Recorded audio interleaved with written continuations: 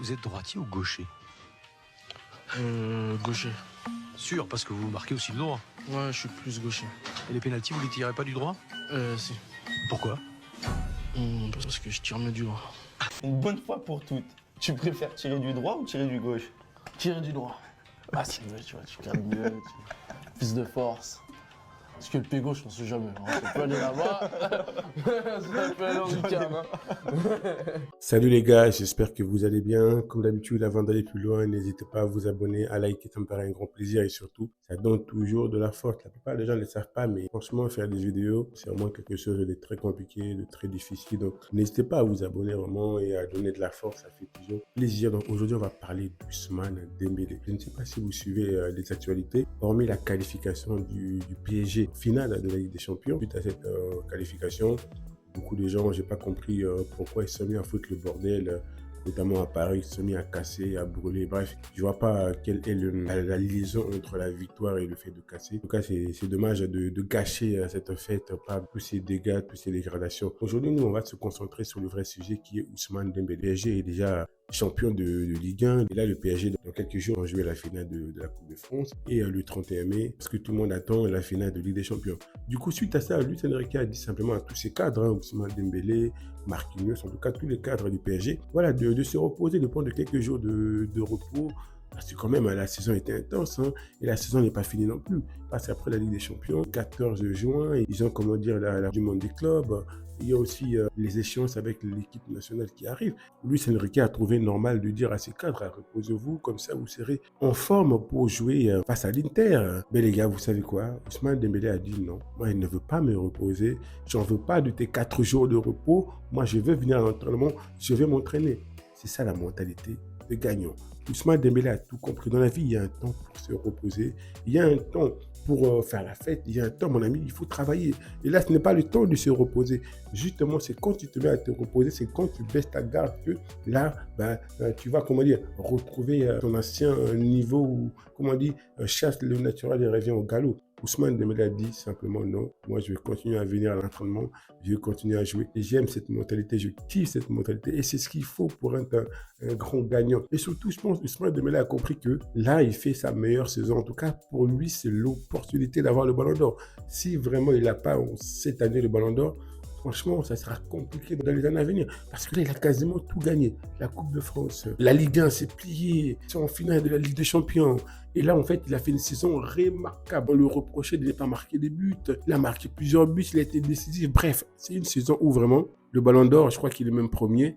Même si Lamine Yamal est très très bon. Mais là, quand même, Ousmane Dembélé marque du point parce que il est en finale de la Ligue des Champions. En Ligue 1, il contribue dans beaucoup de choses. Bref, il a compris que c'est une saison qui est très, très cruciale pour lui. Il a simplement décliné le fait de se reposer. C'est ça la mentalité des champions. En fait, la réussite ou l'échec de la vie, c'est une question de décision. Tu décides de réussir. Peu importe ce qu'on peut te dire, peu importe les obstacles. Tu vas vraiment mettre tout en œuvre pour pouvoir avancer dans ton objectif qui est de réussir. Après, voilà, après la Ligue des Champions, qui est l'objectif, il pourra se reposer. Mais tant que cette Ligue des Champions n'est pas jouée, tant que vraiment il n'a pas mis toutes ses chances pour remporter le Ballon d'Or, le gars a dit non, je ne veux pas me reposer, je vais continuer à m'entraîner. Et j'aime cette mentalité-là. J'aime cette vraiment mindset de gagnant. La réussite dans la vie, c'est vraiment une question de décision. Car une personne qui veut réussir dans la vie, il va toujours trouver des solutions. Mais par contre, une personne qui ne veut pas réussir ou qui ne veut pas passer à l'action, il trouvera toujours des excuses. En tout cas, la réussite ou l'échec dans ta vie à toi, ça sera d'abord avant tout une question de décision. Moi, j'ai une question pour toi. En cette année qui a déjà bien entamé, par rapport à tes objectifs que tu te fixais en début d'année, où en es-tu? Comme chaque début d'année, on se fixe tous des objectifs, on est tous enthousiastes, d'autres ils se remettent à la salle de sport. 1 mois, 2 mois, la plupart des gens, ils arrêtent le sport. Où en es-tu avec tes objectifs là au mois de mai? Le mois est quasiment entamé. Où en es-tu?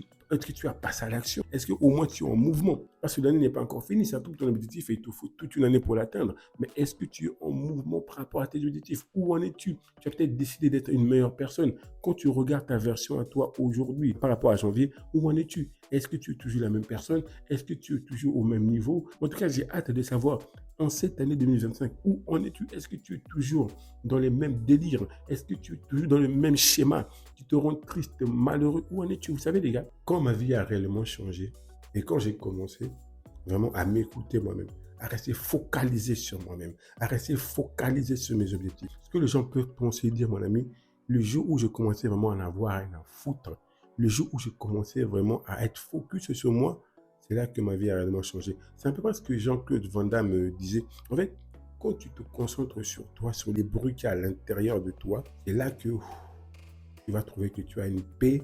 C'est là que tu as trouvé qu'en fait, les réponses à tes questions, ils sont là. Comme ce que je faisais avant, le moindre problème que je rencontre, ou quand tu as des objectifs, ou je ne sais pas quoi, tu vas voir les gens, tu vas leur parler. Les gens, chacun a une version différente, chacun a sa manière de voir la vie. La vie que la plupart des gens mènent aujourd'hui, c'est une vie qui leur a été imposée, qui a été inculquée. Donc, eux, ils le transmettent. C'est une sorte de transmission. Donc, toi, cette vie que eux ils mènent, ce n'est pas forcément la vie que toi tu veux.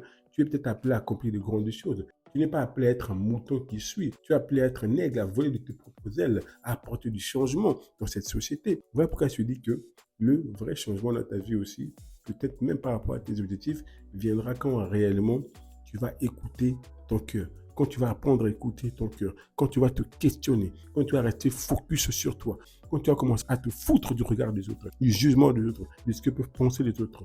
Quelqu'un qui essaie de t'intimider, qui essaie de t'imposer une vision qui n'est pas la tienne, qui essaie, je ne sais pas quoi, de t'embrouiller, tu le recadres sévèrement. Maintenant, c'est ça. Au début, j'écoutais, maintenant, je te recadre. Ousmane Dembélé nous a montré vraiment comme quoi la réussite dans la vie, ce n'est qu'une question de décision. J'ai hâte de voir vraiment ton avis en commentaire.